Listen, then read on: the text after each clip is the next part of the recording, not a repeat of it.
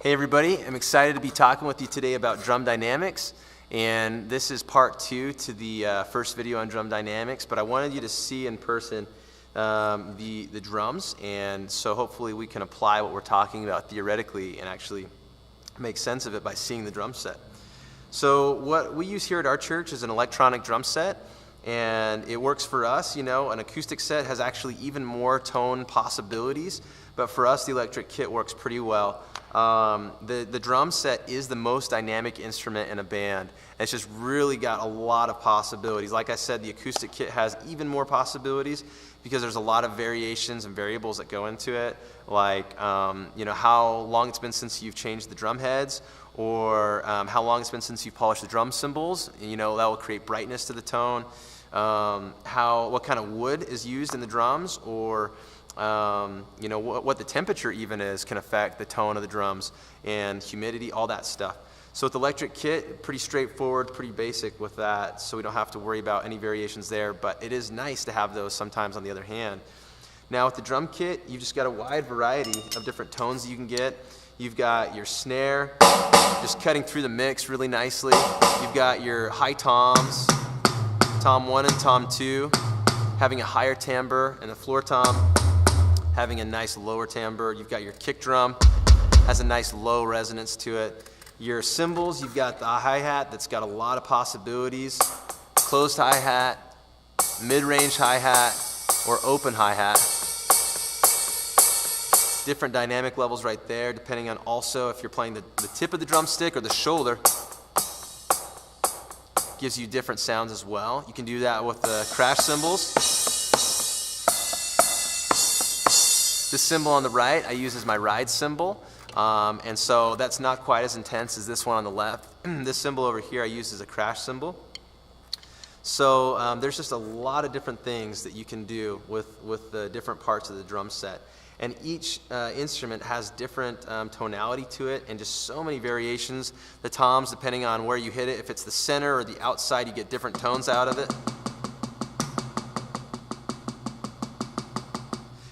In the snare drum, you've got different tones to that as well. You can play a rim shot using some of the rim and some of the snare. You've got a rim click or rim knock just playing the rim. You've got a whole range of options that you can use for this.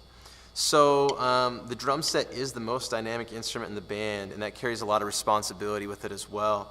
One thing I want to talk about now is just knowing what carries a lot of power in your drum kit and what helps you to get to those new levels of you know, higher intensity and dynamics. Your cymbals are going to be your primary means that you're going to accomplish that.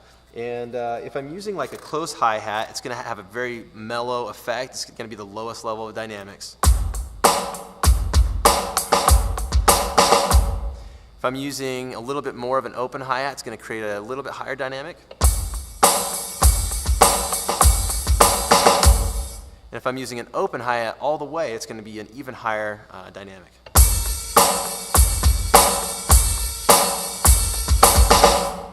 Now the ride cymbal is going to be about the same effectiveness as the open hi-hat. That's going to be the same dynamic nature, and so let's listen to this and see how it goes.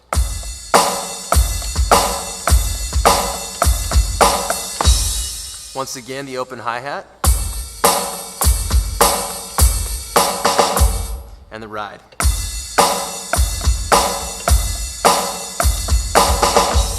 So you can tell that they're different tones, but they're about the same level of intensity in terms of dynamic intensity there.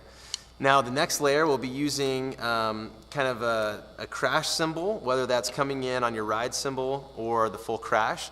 I choose to go from the ride to using the ride as kind of a crash, and then I choose to use my full-on crash as my highest level dynamically. So this is what the ride cymbal will sound like if I use the shoulder of the stick, and that's going to create the next level of dynamics.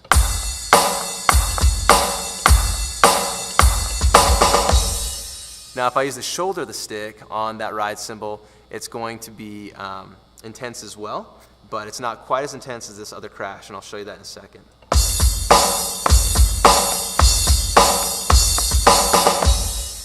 So now the final level of dynamic intensity is going to be this crash cymbal over here, and I say this for special occasions.